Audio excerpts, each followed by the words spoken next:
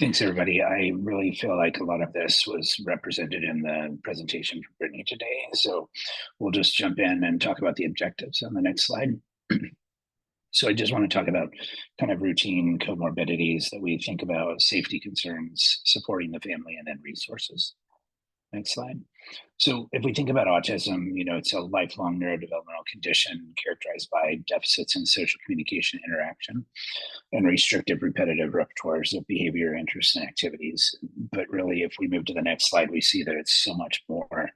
There are comorbidities that to travel with autism commonly, and these are the ones that make us think, is there something better that describes this behavior, or is this truly still just autism with a comorbidity? And so, we commonly see anxiety with these children. Imagine a language delay and not being able to communicate effectively, and having some social fears and stuff, and suddenly you're anxious as an autistic kid, and you don't have a lot of tools or sensory processing gateways to be able to handle all the things that come at you. So you really have a big chance of having anxiety, and then this can lead to some challenging behaviors, or there can be independent challenging behaviors. I loved the conversation about emerging challenging behaviors.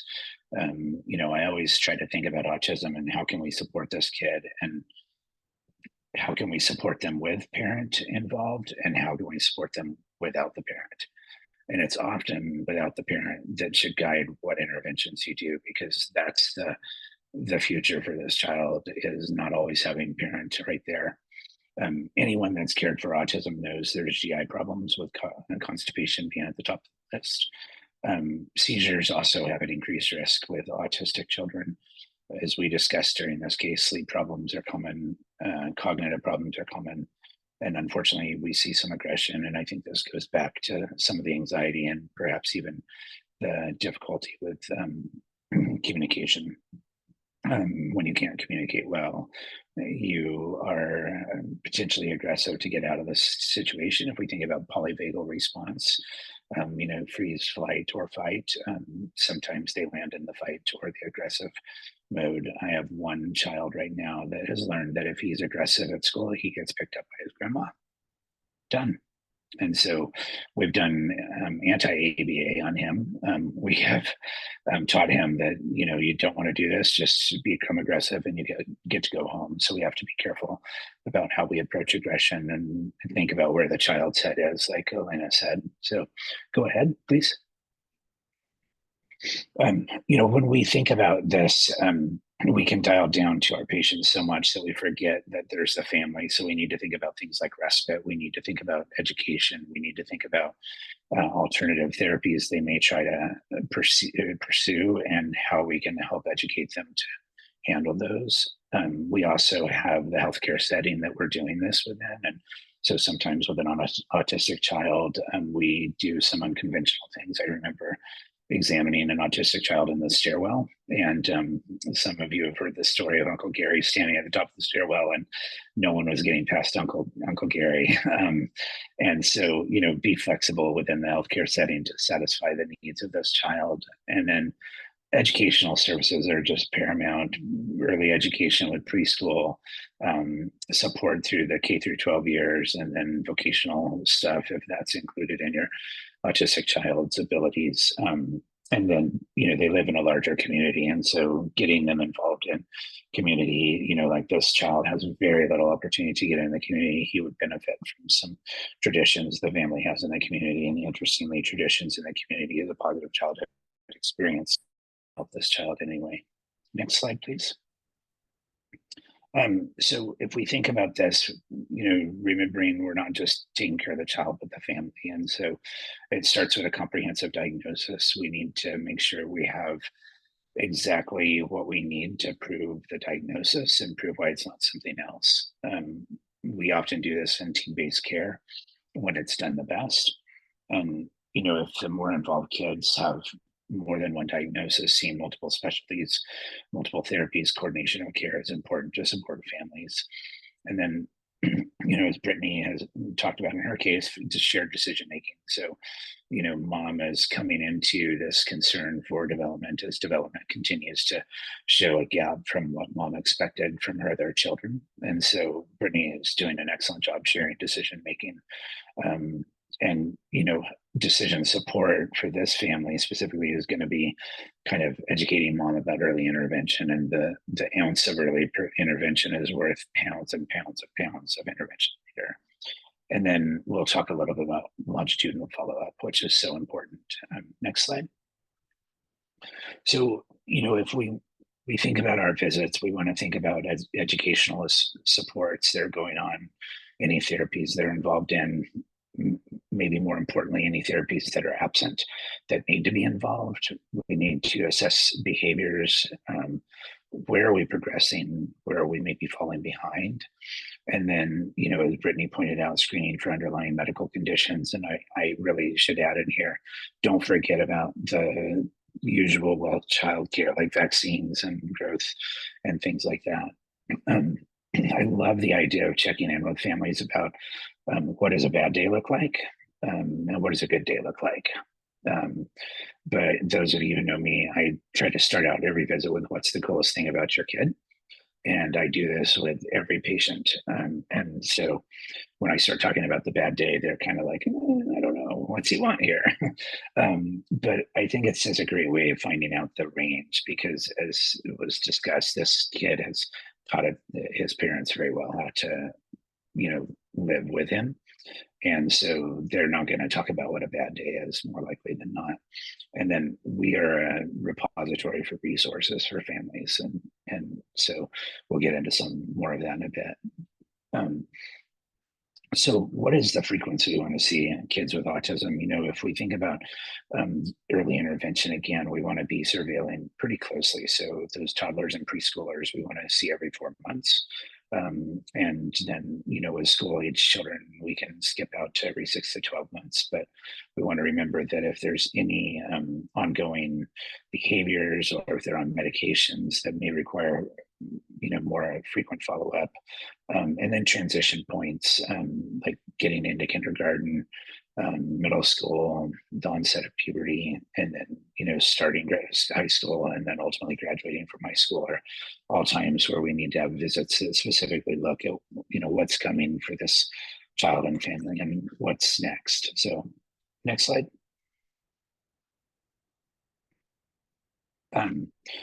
So, part of what we do with autism is resetting expectations. And we can do this through our anticipatory guidance. We can be really proactive and help parents anticipate, the next steps that are coming. And again, we talked about kindergarten, there's a variety of things you can do, like having the child visit the school. I've had children get to the sidewalk for a couple visits, and get to the front door for a couple visits, get into the lobby for a couple minutes, have another couple visits before they get into the actual classroom that they're going to be in. So, it's important to think about what the needs of the child and the family are in terms of trying to encourage them to do school visits, meeting the teachers, experiencing the noise of school. And, a social story board would be great for a child to understand what may be going on. A child with language delay that might have visual capabilities, that they could understand a storyboard better. Puberty is a difficult time, and when we are neurotypical, it's difficult. There are times adolescents wake up mad at the world, and they don't know why, and we don't know why, and then they're fine the next day. Imagine if you have sensory gating issues, you have autism, language barriers, you have moods that are going to come along, body changes that may not be comforting, but more distressing to them. Along with puberty can be middle school, and signs of bullying can come at any age, but they tend to increase during these middle school and high school years. That may lead to signs of anxiety or depression. And in a nonverbal kid, it's very difficult to get at that. And then transition to adulthood really needs to start really early, and with anybody, it needs to start in that 12 to 13 age group. Talking about guardianship, living work opportunities after high school, any vocational rehab that can be done before then. It is really super sad when people come in at 17 years, 11 months, and they want to get guardianship. And it's super hard to navigate that quickly. So referral to the Idaho Parents Unlimited, other resources, Autism Speaks has kits for this. So really trying to be proactive. Next slide.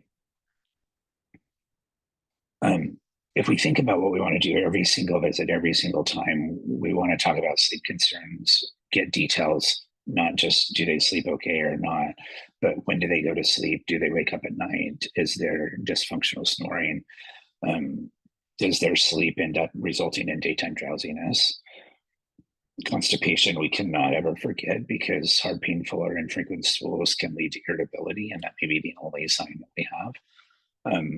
And so if you have an autistic child that is irritable, really, really dial in on the frequency or the constipation concerns. I'm kind of embarrassed that if I type BR into my search field on Google, Bristol stool charts come up every single time. And so it's a great way of just turning the computer around and either letting the child pick a Bristol stool number, or having the parent help them, or answering for them.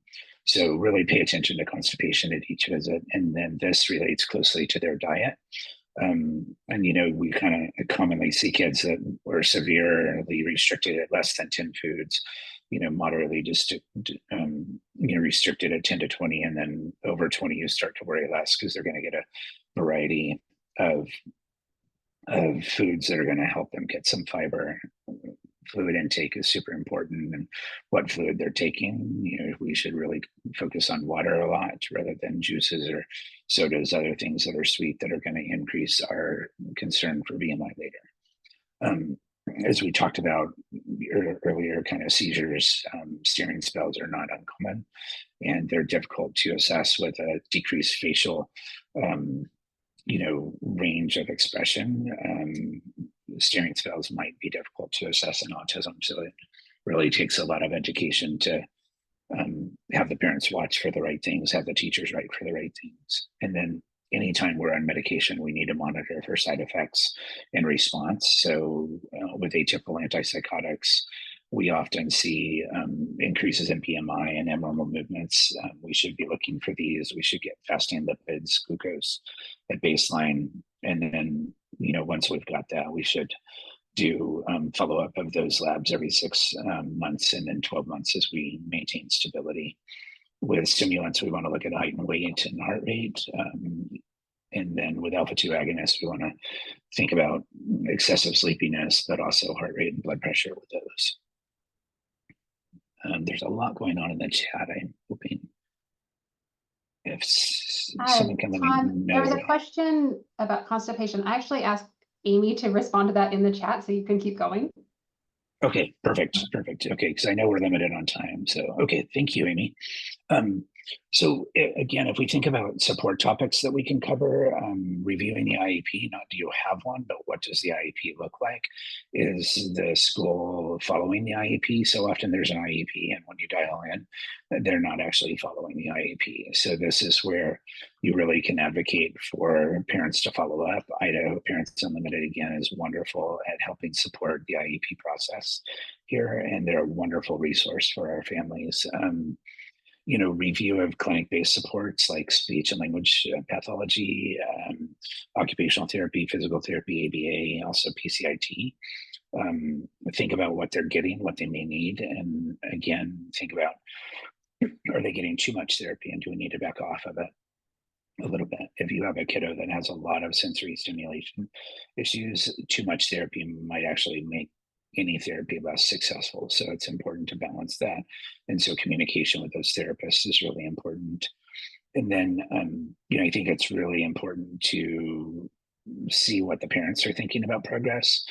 I think when you start to ask about what's the best thing or the coolest thing about your child, their perception can pick up on some progress that may not be picked up on otherwise, if every time you walk in and say, what are the concerns today?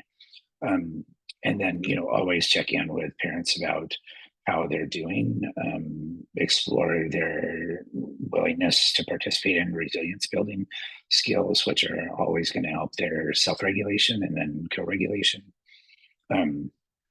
We have community resources that are great, regional offices, parent support groups, respite, behavior therapy, all resources that we can help out with in the community. And then there's toolkits to support current issues. AAP has a lot, unhealthychildren.org. Autism Speaks has a lot. So some really great topics to give to families to educate themselves about expectations and how that we can help the best. Next slide. So in one single page, this is a wonderful resource. And so it's medical follow-up of autism with one checklist. And so it's so nice to see like etiologic testing for associated medical conditions, assessment management of comorbid conditions, other assessments and therapies that address autism associated functional challenges, behavioral and developmental interventions, management of challenging behaviors, alternative medical approaches, and then family and other supportive interventions. So this is kind of something you can look at and try to cover, at least some of these each time you see them, so that you're checking off the whole list, maybe in a year of seeing them. So you can't possibly cover all of these in depth every time, but if you do a little here and a little there, ultimately you're getting everything covered. So that is going to be in our session overview page, and so that you can all get access to. Next slide. So, I think in the concern for time, let's skip to these. So just going on to additional tips and tricks, engage the child when you can. It's really hard, I think, for an autistic child who has some desire to have interaction with you when you're just addressing the parent. Again, what's the coolest thing about you? How's school? Rather than ask, do you have friends? Can you tell me the name of a friend? What do you do at recess? Do you sit with anybody at lunch? Are there times you're getting in trouble? Are there times you're getting frustrated? Where's your favorite part of the day? And then assessing for bullying, is anyone being mean to you? When you can't engage the child, ask these same things of the parents. If they know them, that's great. And then, partnering with the family around treatment goals, and, helping them understand what we're looking for so that we can best support the child by collecting information for us is super good. And then always asking, what other questions do you have? And we all know that some of the most important questions for families are saved till we have our hand on the door. And that is completely understandable. And so ask early on, invite that, and, what are your other questions? Next slide. In terms of documentation for Katie Beckett and other therapies, it's super important to have diagnostic documentation. So somewhere prominent in the chart, like an Epic, the overview, somewhere, have the complete description of the DSM-5 interview, the behavioral observations that you had, any scores from screeners that you have, like the STAT, the MCHAT, and ASQs, SWICs as well. And then, what are detailing your assessment plan, why the child meets criteria for autism diagnosis, and what are the current recommendations. Always give a copy to the family, because this helps them when they're interacting with the community. And then, this is key for some of the kids to get the therapies that they need, especially school-based therapies. So next slide. So if we think about what we can do for families, making sure we make appropriate referrals for clinical and social needs. And that's all things we've talked about, during this and other ECHO cases. I think educational referrals in those 0 to 3 years, ITP, interim toddler program, just so vital. Early childhood special ed, super important in that 3 to 5 year age group. And then beyond that, the special ed program for 5 years and on.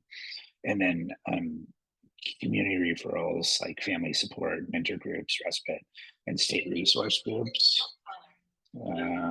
Sorry, getting a phone call. Someone thought I needed a warranty, I bet, for my car. Next slide. So, just in kind of closing here, I just love kind of thinking about autistic children in general. And, Stephen Shore said, if you've met one individual with autism, you've met one person with autism. And so we like to standardize everything, but with autism, it's super hard to standardize everything. We standardize what we can, but we have to remember if you've met one individual with autism, you've met one individual with autism. And then I love Dr. Temple Grant and, different is not less. And I would add that on the Autism Echo Missouri panel, they have an adult autistic person who is a PhD linguist. And he once shared that for me, for you, I am different. For me, all of you are different. And so I thought that was very important for us to remember that for us, we have one person before us that may seem different. For that person, they have everybody in the room, everybody in the auditorium, everybody in the school that are different. So, and I think that's it.